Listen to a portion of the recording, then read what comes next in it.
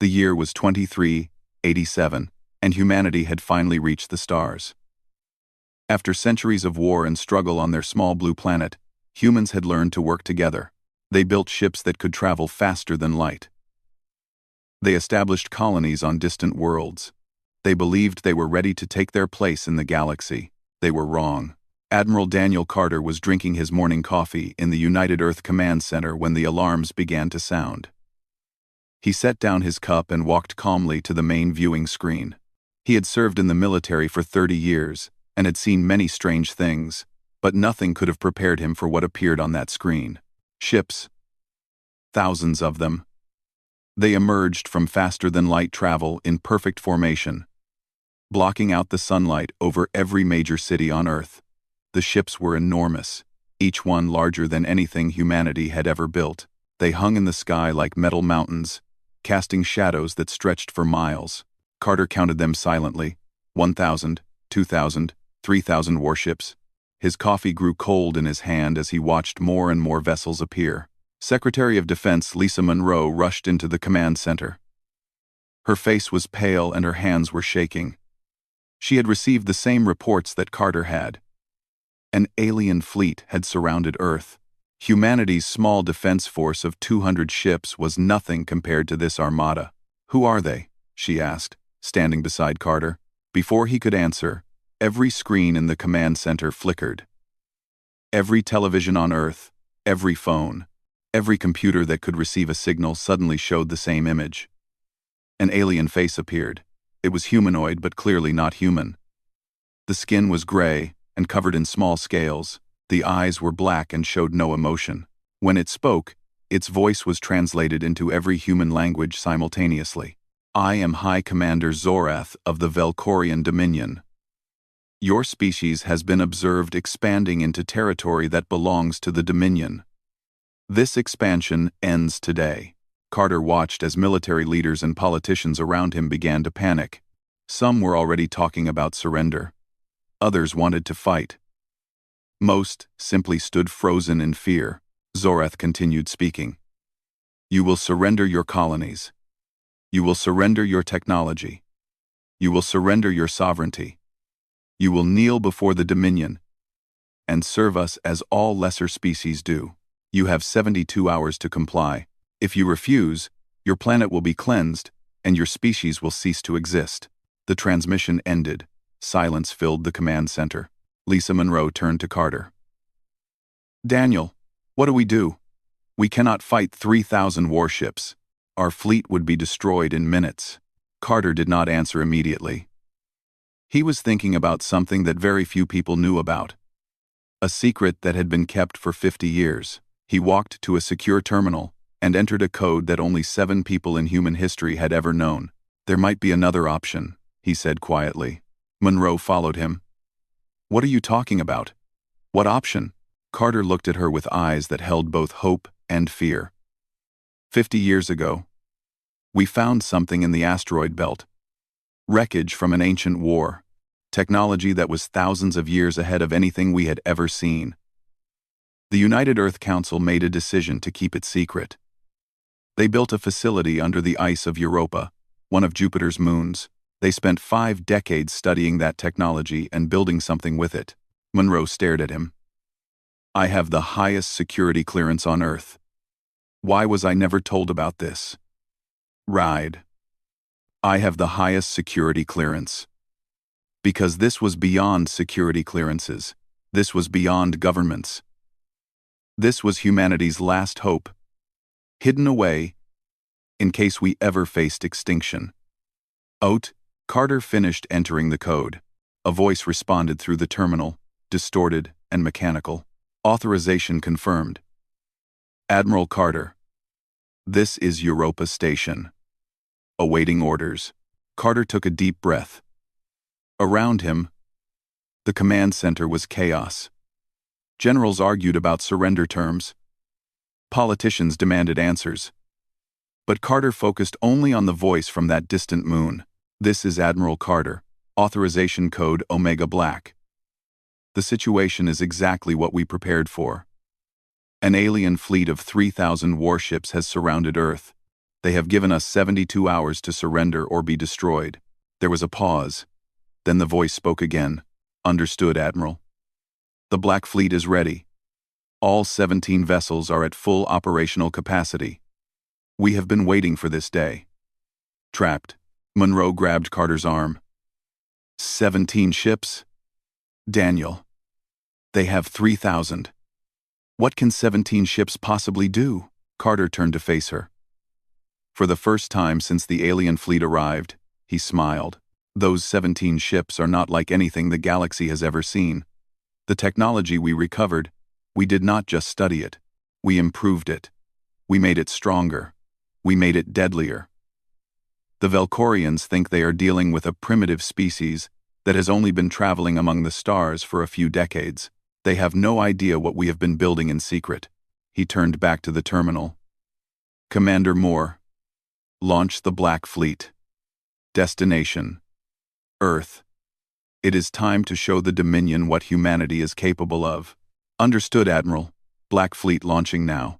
We will arrive in 4 hours. The transmission ended. Carter turned to face the room. The arguing had stopped. Everyone was staring at him. Ladies and gentlemen, he said, his voice calm and steady. I know you are afraid. I know the situation looks hopeless. But I need you to trust me. Help is coming, and when it arrives, the Velcorian Dominion will learn something that every bully in human history has learned. He paused and looked at the image of the alien fleet still displayed on the main screen. They will learn that humanity does not kneel. We never have. We never will. And anyone who threatens our home will discover exactly how dangerous we can be when our survival is at stake. Monroe looked at him with new respect in her eyes. What do we do until then? We stall. We negotiate. We make them think we are considering their demands. And when the Black Fleet arrives, we show them the biggest mistake they ever made was coming to our system. 4 hours. That was all humanity needed. 4 hours until the secret they had kept for 50 years would be revealed. 4 hours until the Velcorian Dominion would understand that they had picked the wrong species to threaten. Deep beneath the ice of Europa, engines that had never been tested in real combat roared to life. 17 black ships rose from their hidden base and pointed toward the distant blue dot that was Earth. The Black Fleet was coming home. Commander Kevin Moore had not seen sunlight in 20 years. He had not spoken to his family. He had not celebrated a birthday or a holiday with anyone he loved. He had given everything to the Black Fleet project, and he had done it willingly. When he first arrived at Europa Station, he was a young officer with dreams of glory. Now he was 53 years old, his hair was gray, and his dreams had been replaced by something more powerful: purpose. He knew that one day, humanity would face a threat that their regular military could not handle. He knew that on that day, he and his crew would be the only thing standing between Earth and extinction. That day had finally arrived. Moore stood on the bridge of the USS Defiance, the flagship of the Black Fleet.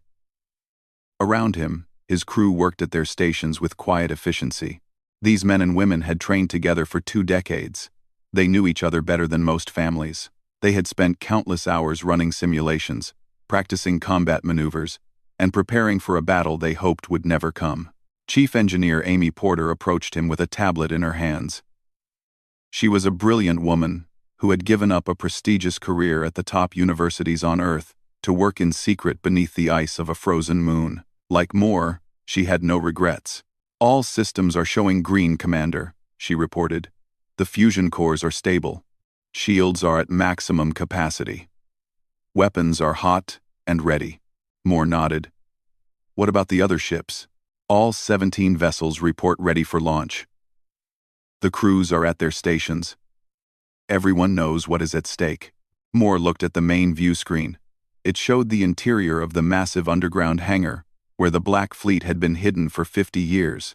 The ships sat in 2 rows, their black hulls absorbing the light rather than reflecting it. They were not beautiful ships. They were not elegant or graceful like the vessels humanity showed to the rest of the galaxy. These ships were built for one purpose only: war. The technology that had made them possible came from the wreckage discovered in the asteroid belt 5 decades ago. Scientists had determined that the debris came from a civilization called the Caliph Empire, which had ruled the galaxy more than 10,000 years ago. The Caliph had been the most advanced species in known history, and then they had simply vanished. No one knew what happened to them. No one knew what enemy could have defeated such a powerful civilization, but humanity had learned from their technology. They had studied the alien power systems and improved them. They had analyzed the weapon designs and made them stronger. They had examined the shield generators and found ways to make them nearly impenetrable. The result was the Black Fleet. 17 warships that carried enough firepower to destroy moons. 17 warships with shields that could absorb the energy of a small star. 17 warships crewed by men and women who had spent their entire adult lives preparing for this exact moment. Moore activated the ship-wide communication system. His voice echoed through every corridor of the Defiance.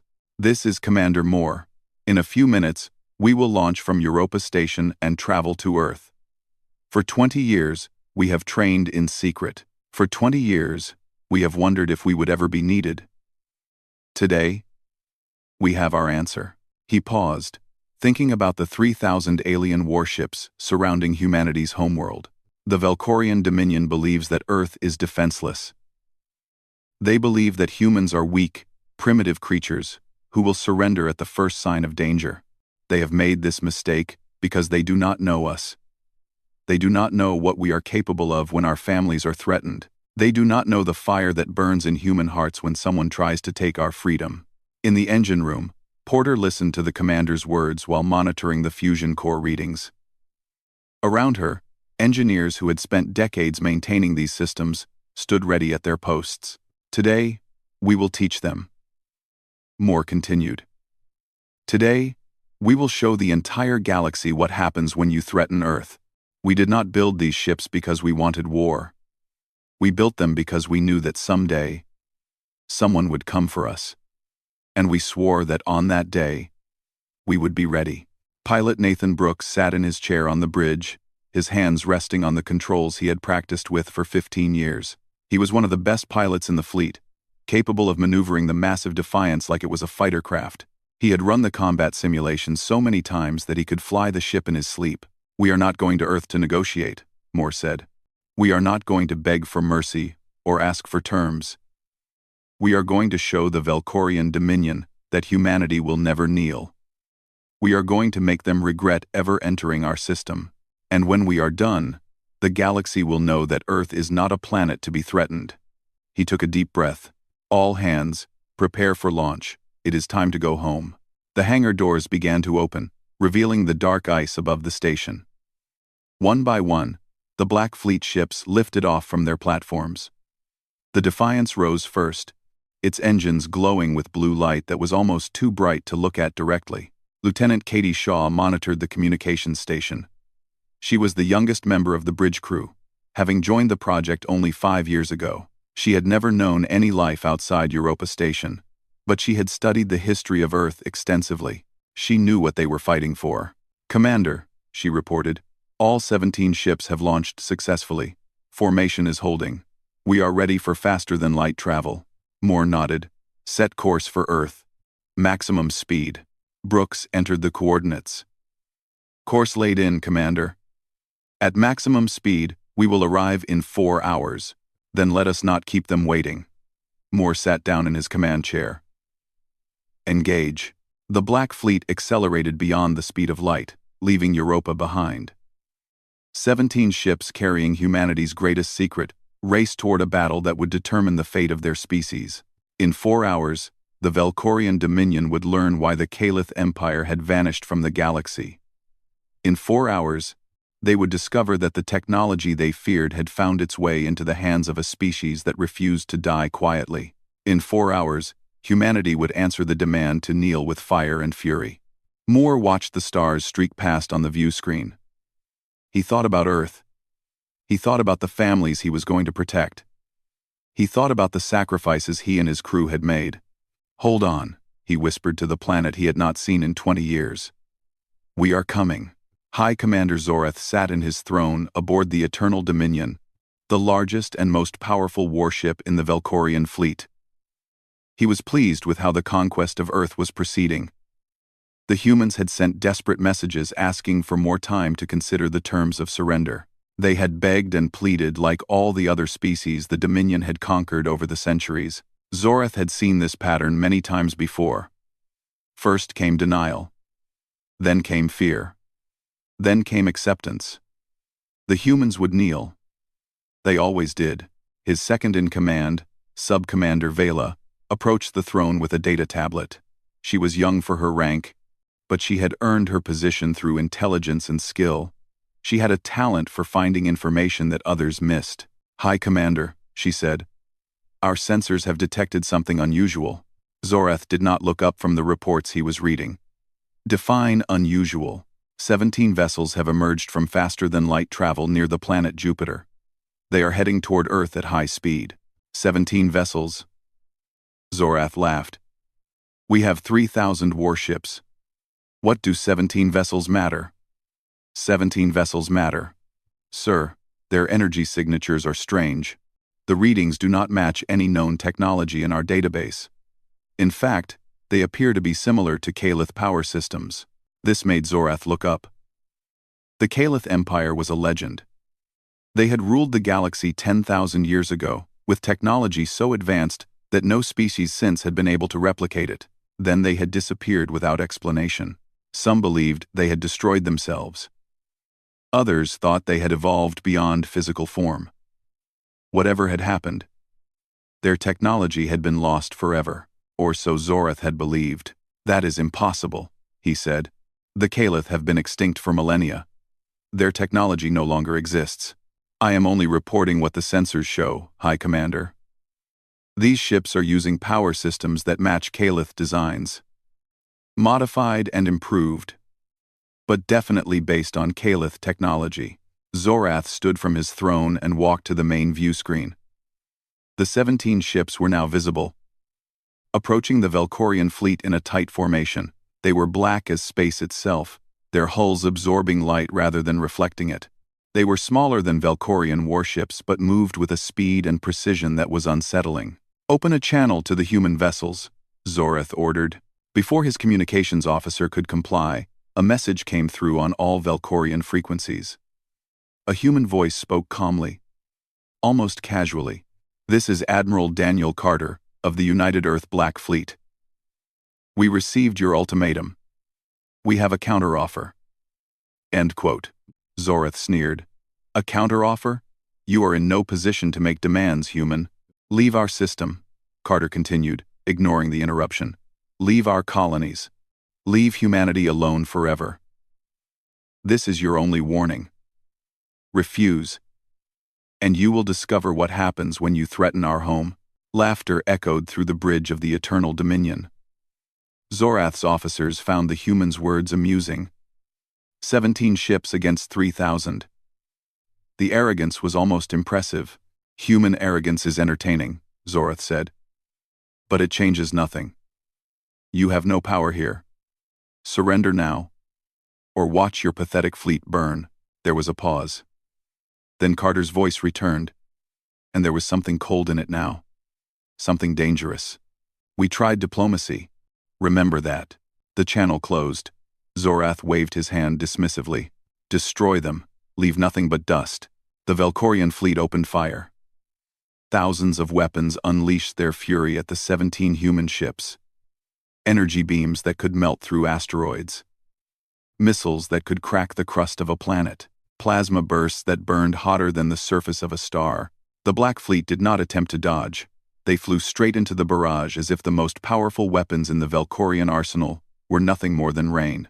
And when the fire cleared, every single human ship was still there, undamaged, untouched.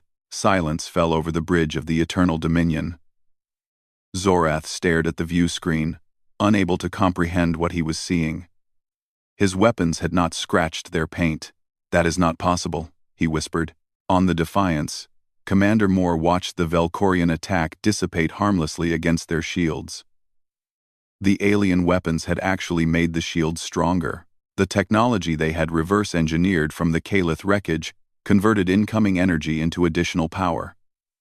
The harder the enemy hit them, the more dangerous the Black Fleet became. "Enemy weapons have no effect, Commander," Porter reported from her station. "Shield absorption is functioning perfectly. Our power reserves have actually increased." Moore nodded. "It is time to show them what our weapons can do. Nathan, target the nearest Velkorian cruiser. Fire main cannon." Brooks locked onto a Velkorian ship that was nearly twice the size of the Defiance. It was a warship that had destroyed entire civilizations. It had conquered dozens of worlds. Its crew probably believed they were invincible. They were wrong. Brooks activated the main weapon. Humanity had nicknamed it the Hammer of God. It was a weapon based on Calith designs, but improved with human engineering. It fired a concentrated beam of energy that existed in multiple dimensions simultaneously, bypassing conventional shields entirely. One shot. The Velkorian cruiser did not explode. It did not break apart. It simply ceased to exist. One moment it was there. The next moment there was nothing but empty space where it had been. Zorath felt his blood turn to ice. He had just watched one of his most powerful warships vanish in an instant. A single shot from a single human ship had done what entire enemy fleets had failed to accomplish. "All ships," Moore commanded across the fleet channel. "Engage at will, show no mercy." The Black Fleet spread out, each ship selecting targets and opening fire. The Hammer of God weapons sang again and again, and with each shot, another Velkorian vessel disappeared. Smaller weapons targeted fighters and support craft, filling space with destruction. In the first hour of battle, 400 Velkorian ships were destroyed. The Black Fleet suffered no casualties, no damage. They moved through the enemy formation like wolves among sheep, killing without effort, without pause, without mercy. Zorath watched his fleet die.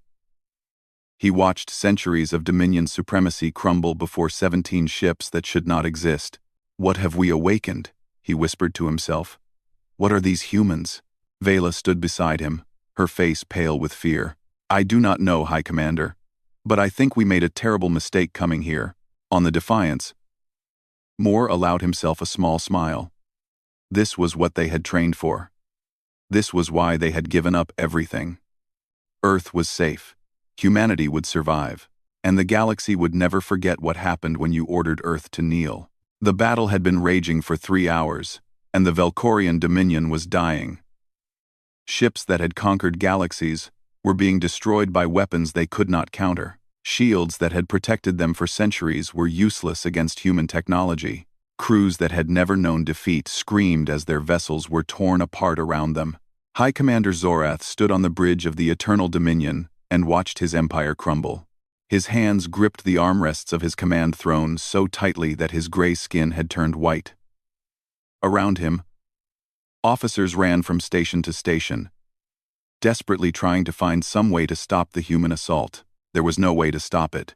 Sub-Commander Vela had retreated to a quiet corner of the bridge where she was researching everything the Dominion knew about the Calith Empire. If the humans were using Calith technology, there might be some weakness in their systems, some flaw that the ancient civilization had never fixed. What she found instead changed everything she believed about the galaxy. "High Commander," she said, approaching Zorath with her tablet. "I have discovered something. Something that explains what we are facing." Zorath did not look at her. He was watching another of his cruisers disappear in a flash of light. "Nothing can explain this. We are being slaughtered by 17 ships. The Calith Empire did not go extinct naturally," Vela said.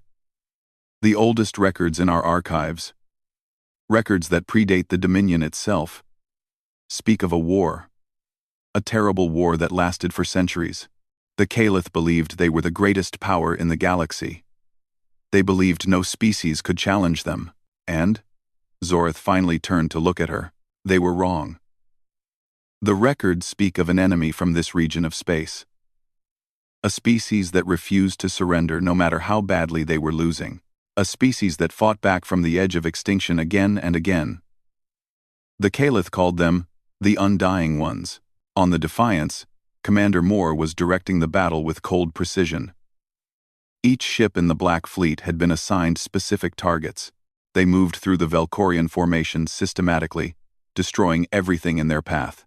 Lieutenant Shaw monitored communications from Earth.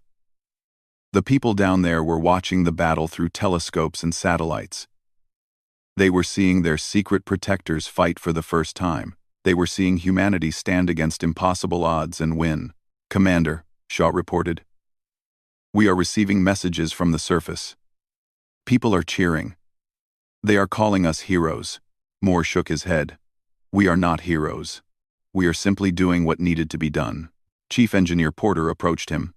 "Sir, I have been analyzing the Velkorian weapons. Their technology is advanced, but it is nothing compared to what we have. They never stood a chance against us." "I know," Moore said quietly. "That is what concerns me." "What do you mean?" Moore looked at the battle on the view screen. More than 1,000 Velkorian ships had been destroyed now. The enemy was trying to retreat, but the Black Fleet was not letting them escape. This was not a battle, it was an execution. "The Velkorians came here expecting to conquer a primitive species," Moore explained. "They had no idea what they would face. But when word of this battle spreads across the galaxy, other civilizations will learn what we are capable of. Some of them might be more powerful than the Dominion.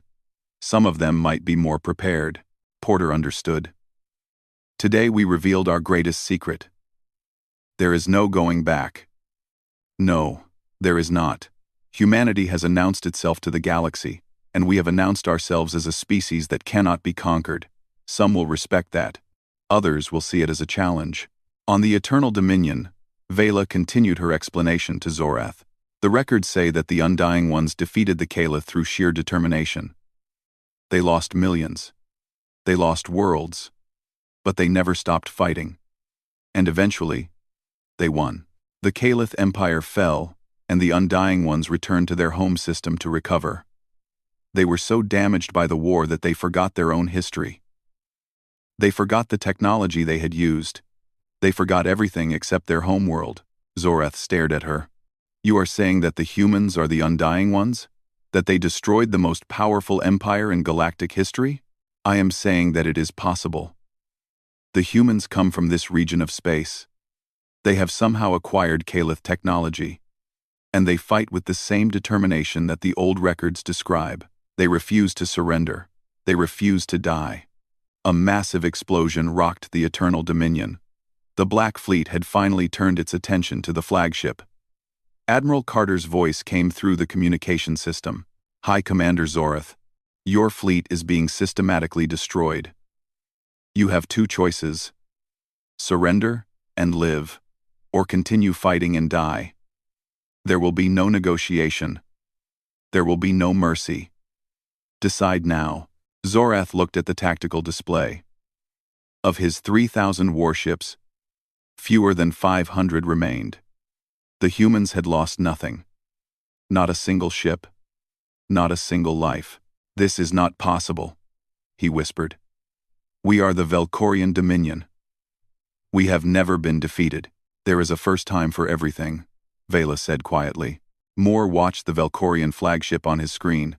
The massive ship was damaged but still functional. Its weapons were still firing, though they did nothing against the Black Fleet shields.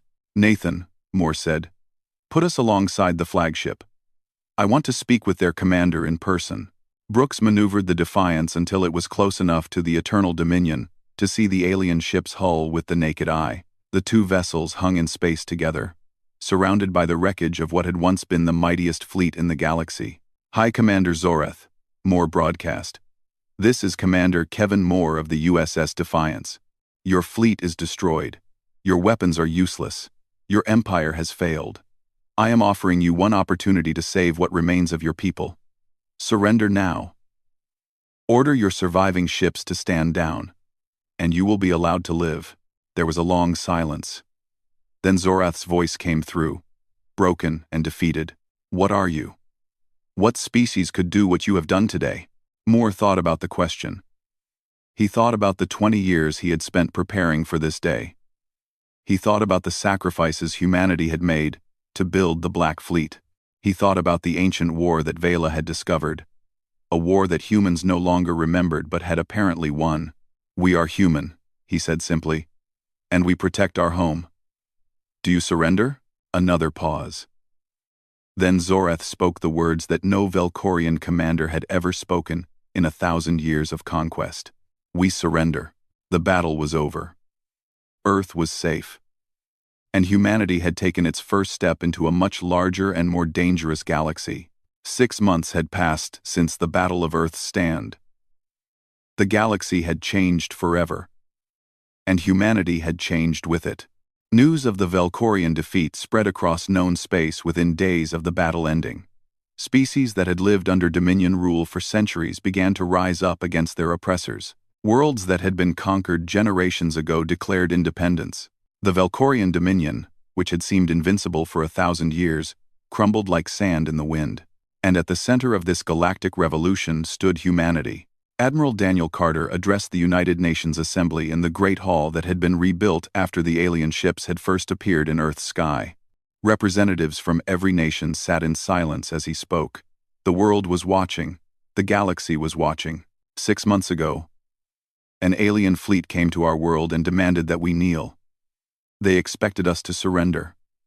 They expected us to give up our freedom, our future, and our dignity. They believed that because they were powerful, we would be afraid. Carter paused and looked out at the assembled leaders. They were right about one thing. We were afraid. We looked at 3,000 warships, and we knew that our regular military could not defeat them. We knew that without a miracle, humanity would end. He straightened his shoulders. But humanity has never waited for miracles. We create our own. For 50 years, in secret, we built the Black Fleet. We prepared for the day when someone would threaten our extinction, and when that day came, we answered. The assembly hall erupted in applause. Carter waited for the sound to fade before continuing. But our victory comes with responsibility. The galaxy now knows what we are capable of. They have seen 17 ships destroy an empire. Some species will want to be our allies. Others will see us as a threat. We must be ready for both. Commander Kevin Moore did not attend the ceremony. He remained aboard the Defiance, which was now stationed in permanent orbit above Earth. The ship had become a symbol of human strength, visible in the night sky as a small star that had not been there before. Moore stood on the observation deck, looking down at the planet he had not visited in 20 years. Even now, after the battle was won, he did not go to the surface. His place was here, among the stars, protecting the world below. Chief Engineer Amy Porter found him there, as she often did. "The new ships are progressing well," she reported. "The construction yards on Mars are working at full capacity. We will have another 20 vessels completed within the year." Moore nodded. "Good. 17 ships won one battle. But there are other empires out there. Other threats. We need to be stronger. Do you think someone else will try what the Velkorians did? I am certain of it. The Dominion was not the only power in this galaxy. When they see what happened to Zorath's fleet, some will be afraid, but others will be curious. They will want to test us. They will want to see if we are truly as dangerous as the stories say." Lieutenant Katie Shaw joined them on the observation deck. She had been promoted after the battle, and she now served as Moore's second in command. She was young, but she had proven herself under fire. She represented the next generation of Black Fleet officers. "Commander," she said, "we have received a message from High Commander Zorath. He wishes to speak with you." Moore turned away from the window. Zorath had been taken prisoner after the battle and was being held in a secure facility on the moon. He was being treated well, as all prisoners should be. But he remained under constant guard. He was too valuable to release, and too dangerous to underestimate. What does he want? He says he has information. Something about the Caliph and the ancient war. Something he believes we need to know. Moore considered this. The discovery that humans might be connected to the ancient Caliph Empire had raised many questions. Who were the undying ones? How had humanity forgotten such an important part of their history? And what other enemies might still be waiting in the darkness between stars? "Arrange a meeting," Moore said. "If he knows something about our past, we should hear it." Later that day, Moore traveled to the lunar detention facility. Zorath sat in a small cell, his gray skin pale under the artificial lights. He looked older than he had during the battle, as if the defeat had aged him decades in just months. "Commander Moore," Zorath said. "Thank you for coming. You said you have information." Zorath nodded slowly. "I have been thinking about what happened. About what your species did to my fleet. I have been trying to understand how humans could possess such power. And what have you concluded?" "The Caliph did not simply disappear," Zorath said. "They were destroyed by a species that should not have been able to defeat them. But the records we found were incomplete. They did not tell the whole story." End quote. "Wonder 5 where?" End quote. Zorath said. "When destroyed by a species." They were destroyed by a species. He looked at Moore with his dark, alien eyes. The Undying Ones did not just defeat the Caliph. They absorbed them. They took their technology, their knowledge, their genetic material. Over thousands of years, the two species merged into one. The Undying Ones became something new, something that combined their own determination with Caliph intelligence. Moore felt a chill run down his spine. "You are saying that humans are part Caliph?" "I am saying that humans are what the Caliph became. Your species did not find alien technology in the asteroid belt. You found pieces of yourselves, fragments of your own forgotten history." Moore stood in silence for a long moment. If what Zorath said was true, then humanity was far more than anyone had imagined. They were not a young species, just beginning to explore the stars. They were an ancient civilization that had forgotten its own past. "Why are you telling me this?" Moore asked. Zorath smiled weakly. "Because there are others who know. The Velkorian Dominion was not the only power that remembered the Undying Ones. There are civilizations at the edge of known space that still tell stories about the species that destroyed the greatest empire in history. They have been waiting for you to return. Some have been waiting with fear. Others have been waiting with weapons. More enemies, perhaps, or perhaps allies. But they are coming, Commander. Your victory over my fleet has sent a signal across the galaxy. Humanity is awake, and nothing will ever be the same." Moore returned to the Defiance with Zorath's words echoing in his mind. He looked at Earth through the observation window, beautiful and blue and full of people who had no idea about the ancient war their ancestors had fought. Katie Shaw stood beside him. "What did he say?" she asked. Moore took a long time to answer. "He said that we are just getting started. That the galaxy knows about us now, and they are coming." "Do you think he is right?" Moore watched the stars beyond Earth, endless points of light in the infinite darkness. Somewhere out there, other species were hearing about the Black Fleet. Other empires were debating how to respond to humanity's sudden appearance. "I think that whatever comes next, we will be ready," he said. "That is what we do. We prepare for the worst and hope for the best. And if anyone threatens our home again, they will learn the same lesson the Velkorians learned." "What lesson is that?" Moore smiled, the first real smile he had allowed himself since the battle ended. "That humanity does not kneel. We never have. We never will. And anyone who forgets that will discover exactly how dangerous we can be." The Black Fleet continued its watch over Earth, silent guardians of a species that had finally remembered who they were. The first battle was over. But the story of humanity among the stars was just beginning.